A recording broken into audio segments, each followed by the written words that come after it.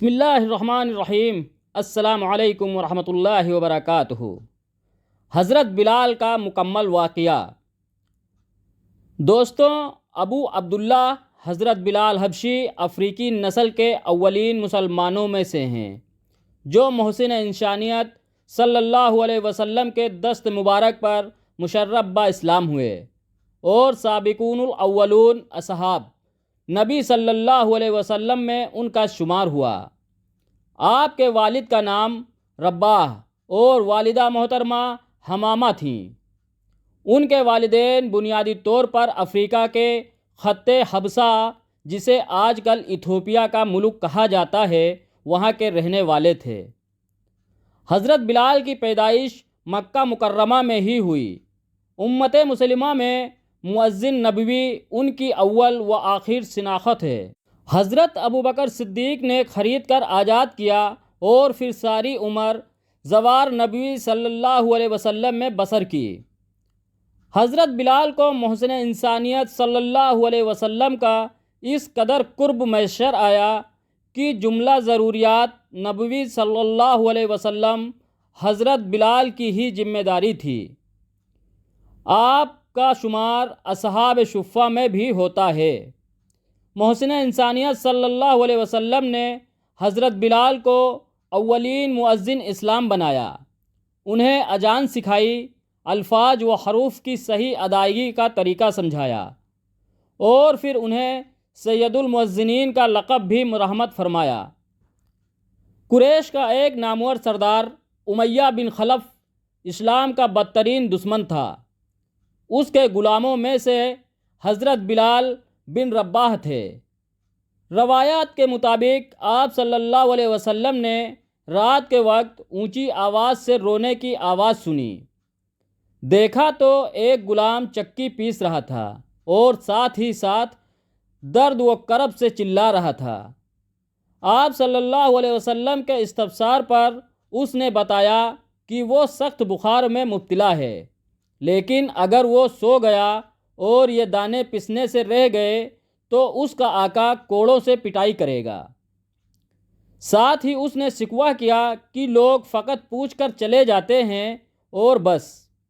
آپ صلی اللہ علیہ وسلم گھر سے اس کے لیے گرم دودھ کا پیالہ لائے، اسے پلایا اور سلا دیا اور ساری رات محسن انسانیت صلی اللہ علیہ وسلم اس کی جگہ چکی پیستے رہے۔ 11 راتوں تک آپ صلی اللہ علیہ وسلم نے اس کی جگہ چکی پیسی۔ تب اس غلام نے پوچھا کہ اے بھلے مانوس، تو کون ہے اور میری چکی کیوں پیستا ہے؟ آپ صلی اللہ علیہ وسلم نے جب اسلام کی تعلیمات سے آگاہی فراہم کی اور وہ تفصیلی ملاقات نبوی سے بہرہ مند ہوتے ہوئے تو دولت ایمان سے قلب مبارک منور ہو گیا۔ تاہم ایک مختصر مدت تک اپنے ایمان کو پردہ اخفا میں رکھا، لیکن آخر کب تک؟ نور ایمان کی چندھیائی ہوئی روشنی نے ان کے آقا امیہ بن خلف کی آنکھوں کو اندھا کر دیا اور مشائب و آلام اور ابتلا و آزمائش کا ایک پہاڑ ان پر ٹوٹ گرا۔ صحرائے عرب کی تپتی ریت روز آنا کی بنیاد پر ان کی میزبان تھی۔ عشق نبی صلی اللہ علیہ وسلم سے بھرپور سینے پر بھاری بھرکم پتھر کا وزن اس آزمائش کی بھٹی میں حضرت بلال کو کندن بناتا تھا اور زنجیروں میں جکڑی ہوئی رات عہد عہد کے سبق کو پختہ تر کرتی چلی جاتی تھی۔ کوڑے مارنے والے تھک جاتے اور باریاں بدل لیتے، لیکن کبھی امیہ بن خلف اور ابو جہل اور پھر کوئی اور، لیکن حضرت بلال کی پس سے دروں کی آشنائی دم توڑنے والی نہ تھی۔ خون اور پسینہ باہم اختلاط سے جذب ریگزار ہوتے گئے، یہاں تک کہ رحمت للعالمین صلی اللہ علیہ وسلم تک کسی مہربان نے داستان عزم و ہمت و صبر و استقامت روایت کر ڈالی۔ محسن انسانیت صلی اللہ علیہ وسلم نے حضرت ابوبکر صدیق کو روانہ کیا۔ انہوں نے امیہ بن خلف کو شرم دلانے کی ناکام کوشش کی اور پھر ایک مشرک حبشی لیکن صحت مند غلام کے عوج حضرت بلال کو خرید کر آزاد کر دیا۔ مدنی زندگی کے آغاز میں ہی جب ایک مؤذن کی ضرورت پیش آئی تو محسن انسانیت صلی اللہ علیہ وسلم کی نگاہ انتخاب شیعہ رنگت کی حامل اس ہستی پر پڑی جس کے چہرے سے پھوٹنے والی حب نبوی صلی اللہ علیہ وسلم کی کرنوں سے آفتاب بھی ماند پڑ جاتا تھا۔ حضرت بلال فجر کی اذان سے پہلے ہی مسجد نبوی کے پڑوسی مکان جو بنی نزار کی ایک خاتون کی ملکیت تھا اس کی چھت پر بیٹھ جاتے اور وقت کے آغاز پر اذان دیتے، جس کے بعد سب مسلمان مسجد میں جمع ہو جاتے تھے۔ حضرت بلال کا سارا دن محسن انسانیت صلی اللہ علیہ وسلم کے ساتھ ہی گزرتا، خاص طور پر جب مسجد قباء جانا ہوتا تو وہاں بھی حضرت بلال ہی اذان دیتے، جس سے قباء کے مکینوں کو محسن انسانیت صلی اللہ علیہ وسلم کے آمد کی اطلاع ہو جاتی تھی۔ قربت نبوی صلی اللہ علیہ وسلم کے فیض نے حضرت بلال کو خازن نبوی صلی اللہ علیہ وسلم بھی بنا دیا تھا۔ چنانچہ جب کبھی کوئی شائل دست سوال دراز کرتا تو اس کو مؤذن اسلام کی طرف بھیج دیا جاتا تھا اور حضرت بلال محسن انسانیت صلی اللہ علیہ وسلم کے ایما پر حسب ضرورت و حسب توفیق سائل کی معاونت فرما دیتے تھے۔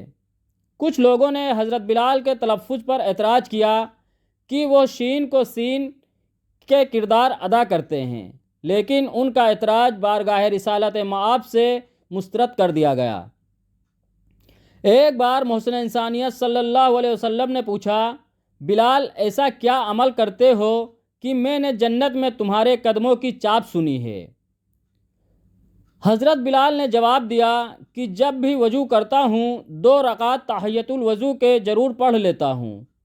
ہجرت کے بعد حضرت بلال نے رفاقت نبوی صلی اللہ علیہ وسلم کا حق ادا کیا اور ہر غزوہ میں شامل رہے، خاص طور پر غزوہ بدر میں اپنے سابق آقا امیہ بن خلف کو قتل کیا۔ دربار رسالت مآب صلی اللہ علیہ وسلم میں اس سے بڑھ کر اور کیا پذیرائی ہو سکتی ہے کہ فتح مکہ کے موقع پر کبار اصحاب رسول اللہ صلی اللہ علیہ وسلم اور سردار ان قریش کے درمیان سے آپ کو ہی حکم اذان ملا اور آپ حضرت بلال نے خانہ کعبہ کی چھت پر چڑھ کر اذان دی، جو اس شہر اور اس گھر میں طلوع اسلام کے بعد پہلی اذان ہی نہ تھی بلکہ اعلان فتح تھا۔ ایک پسے ہوئے طبقے کے فرد کی محض تقوی کی بنیاد پر اس قدر عزت افزائی صرف دین اسلام کا ہی خاصہ ہے۔ وصال نبی صلی اللہ علیہ وسلم کا شانیہ کل اصحاب رسول صلی اللہ علیہ وسلم کے لیے بالعموم جبکہ حضرت بلال کے لیے بالخصوص جان بلب تھا۔ مدینہ شہر کا گوشہ گوشہ آپ کو محسن انسانیت صلی اللہ علیہ وسلم کی یاد دلاتا تھا۔ چنانچہ آپ لشکر اسامہ بن زید کے ساتھ ملک شام کی طرف سدھار گئے اور اذان دینا بند کر دی۔ ایک بار جب حضرت عمر نے بیت القدس فتح کیا تو ساتھیوں کے بے حد اصرار پر امیر المومنین نے حضرت بلال سے اذان کی درخواست کی، جس کو آپ نے قبول فرمایا اور ایک بار پھر دمشق میں اشراحت تھے کہ خواب میں زیارت اقدس صلی اللہ علیہ وسلم ہوئی۔ استفسار کیا کہ بلال ہمیں ملنے کیوں نہیں آتے؟ بیدار ہوتے ہی آقائے دو جہاں کے شہر کا قصد کیا اور روضہ رسول کی زیارت کی۔ مدینہ طیبہ میں حسنین کریمین شفیقین سے ملاقات ہوئی تو آپ انہیں بے حد پیار کیا اور ان کی بلائیں لیں۔ شہزادوں نے اذان کی فرمائش کی تو یہ کیسے ممکن تھا کہ آقا کے نور نظر لخت جگر کی فرمائش کو حضرت بلال جیسے محبان رسول پوری نہ کرتے۔ جب اذان کی دوسری شہادت پر پہنچے اور حسب عادت منبر کی طرف نظر اٹھائی تو محسن انسانیت صلی اللہ علیہ وسلم عنقا تھے، روتے روتے ہی بے ہوش ہو گئے۔ دوسری جانب جس کے کانوں میں صدائے بلالی پہنچی، دور نبوت کے مناظر تازہ ہوتے گئے اور مرد و زن اپنے گھروں سے نکل کر آنسوؤں کی لڑیوں کے ساتھ مسجد کی طرف ایسے کھینچے چلے آئے جیسے مقناطیس کی طرف لوہے کے ذرات چلے آتے ہیں۔ یہ حضرت بلال کی زندگی کی آخری اذان تھی۔ 20 محرم ہجرت کے 20ویں سال ماہتاب عشق نبوی صلی اللہ علیہ وسلم زوال پذیر ہو گیا۔ دمشق کے محلہ باب الصغیر میں آپ نے وفات پائی۔ اس وقت عمر عزیز بمطابق سنت خاص 63 برس تھی۔ 2 مزارات آپ سے منسوب ہیں، ایک تو دمشق میں ہے اور ایک اردن کے بدر نامی گاؤں میں ہے۔ اعلان نبوت کے وقت حضرت بلال 23 برس کے تھے۔ بقیہ 33 برس کچھ نہ کیا سوائے صحبت نبوی صلی اللہ علیہ وسلم کے۔ محسن انسانیت صلی اللہ علیہ وسلم کے ساتھ چلتے رہتے تھے، اور جب آپ صلی اللہ علیہ وسلم اپنے گھر تشریف لے جاتے تو حضرت بلال باہر بیٹھ جاتے۔ انتظار کے لمحات طویل ہوتے یا مختصر۔ آپ صلی اللہ علیہ وسلم جب گھر سے باہر نکلتے تو حضرت بلال آپ کی معیت میں پھر پیچھے پیچھے چل پڑتے۔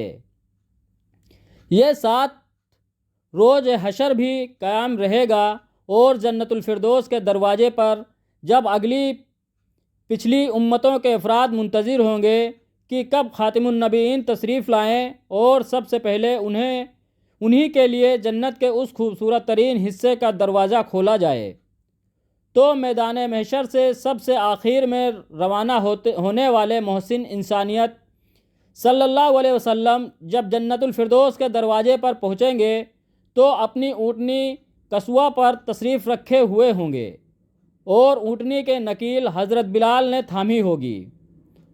جنتی کی حیثیت سے تو آپ صلی اللہ علیہ وسلم ہی جنت الفردوس میں سب سے پہلے داخل ہوں گے، لیکن عملاً حضرت بلال قصوہ کی نکیل تھامے وہ اولین فرد ہوں گے جنہیں جنت کے اس اعلیٰ ترین درجے میں سب سے پہلے داخل کا شرف حاصل ہوگا، جبکہ جنت کی حوروں میں سے بھی سب سے زیادہ حسین و جمیل حور آپ کی قسمت میں لکھی گئی ہے۔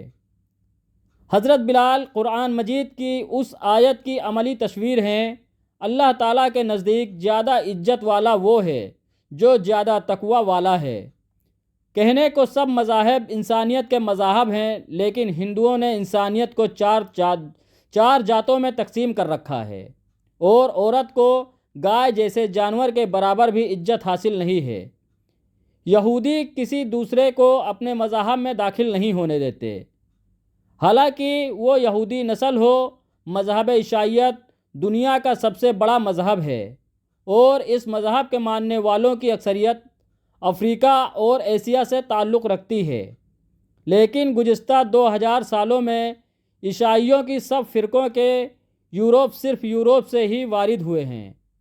ان کے نزدیک صرف گورے ہی اس منصب کے اہل ہیں، جس کے انسانیت کا دین صرف اسلام ہی ہے، جس کا پہلا مؤذن افریقہ جیسے پسماندہ خطہ ارضی کے بھی انتہائی غربت و افلاس اور قحط زدہ علاقے ایتھوپیا سے تعلق رکھتے تھے، اور مروزہ معیارات شرف و برتری کو بالائے طاق رکھتے ہوئے محسن انسانیت صلی اللہ علیہ وسلم نے ان کی عزت افزائی کی۔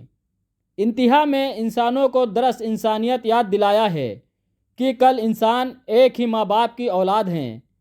طلوع اسلام کا صرف ایک کردار حضرت بلال نے دنیا کے پسے ہوئے اور محرومی کا شکار طبقوں کو کس طرح اعتماد نفسی عطا کیا ہے، اس کا جواب الفاظ میں دینا ممکن نہیں، اور کن مسترد شدہ اقوام نے اس کردار سے جتنی تقویت حاصل کی ہے اسے دنیا کے کسی پیمانے میں تولنا اور ناپنا ممکن ہی نہیں۔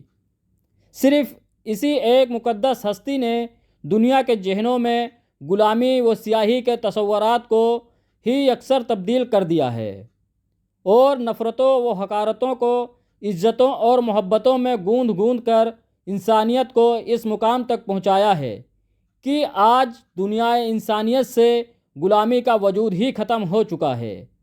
جزاکم اللہ خیر۔